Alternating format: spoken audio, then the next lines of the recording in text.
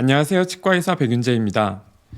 제가 예전 컨텐츠에서 신경의 중요성과 신경치료는 최대한 피할 수 있다면 피하는 것이 좋다는 말씀을 드렸는데요.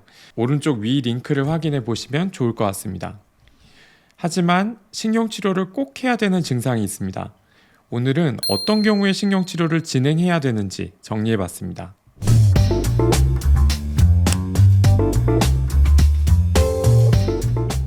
신촌 세브란스 응급실에는 치과의사들도 당직을 섭니다. 제가 레지던트 때는 본원 응급실 바로 옆에 있는 치과대학병원 건물에 치과 응급실이 따로 있었는데요. 당직을 설 때 신경의 염증 때문에 도저히 참을 수 없어서 오시는 분들을 자주 치료해 드렸던 기억이 납니다. 아기 낳을 때 산통, 요로결석으로 인한 통증과 함께 3대 통증으로 치통이 손꼽히는 이유는 치아의 독특한 구조에 있습니다. 치아 안에는 우리가 흔히 신경이라고 부르는 치수 조직이 있습니다. 치수는 신경, 혈관 등으로 구성되어 있는데 여기에 염증이 생기면 혈관에 혈액이 모이면서 조직이 붓게 됩니다. 피부 같은 경우에는 피부 주변에 염증이 생기면 그 말랑말랑한 피부 주변 조직도 같이 부어오르잖아요. 그렇지만 치수는 치아라는 아주 단단한 경조직에 둘러싸여 있다는 것이 독특한 부분입니다. 뼈보다도 단단한 치아 안에 갇혀 있다 보니 치수에 염증이 생기면 팽창될 공간은 없고 압력이 높아지면서 극심한 통증이 유발되는 것입니다. 그리고 이렇게 경조직에 고립되어 존재하기 때문에 한번 손상된 치수 조직은 다시 재생될 수 없다는 점도 특이한 부분입니다.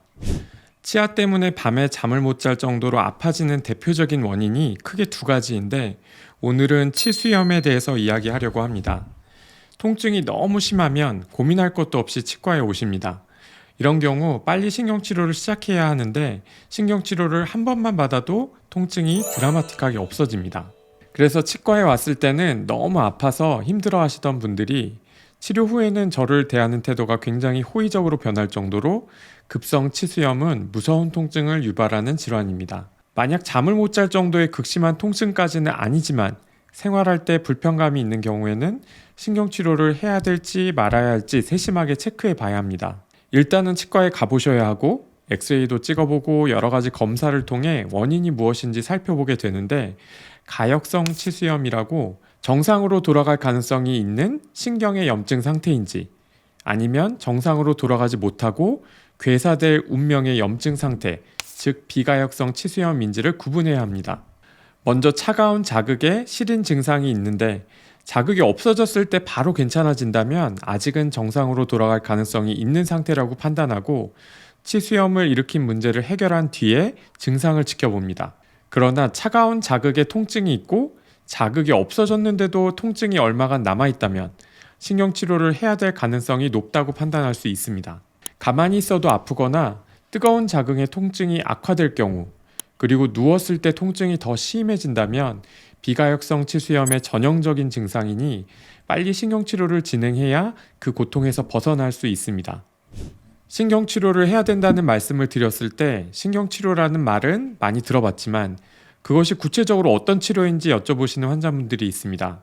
정확한 용어는 근관치료인데요. 치아의 뿌리 안에는 이렇게 꽤 복잡하게 생긴 치수 조직이 들어 있습니다.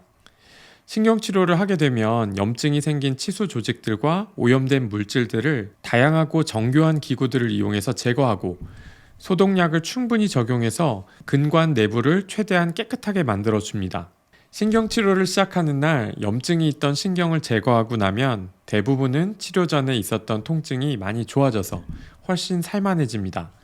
보통 3번 정도 내원해서 치료를 이어가는데 마지막 날에는 원래 신경이 있던 빈 공간을 재료로 메꾸고 잘 밀폐시켜서 마무리합니다. 그리고 치아 내부가 다시 오염되지 않고 씹는 힘에도 단단하게 유지되도록 레진으로 메꾸고 크라운으로 씌우는 것도 신경치료만큼이나 중요한 과정이라고 알고 계시면 될 것 같습니다.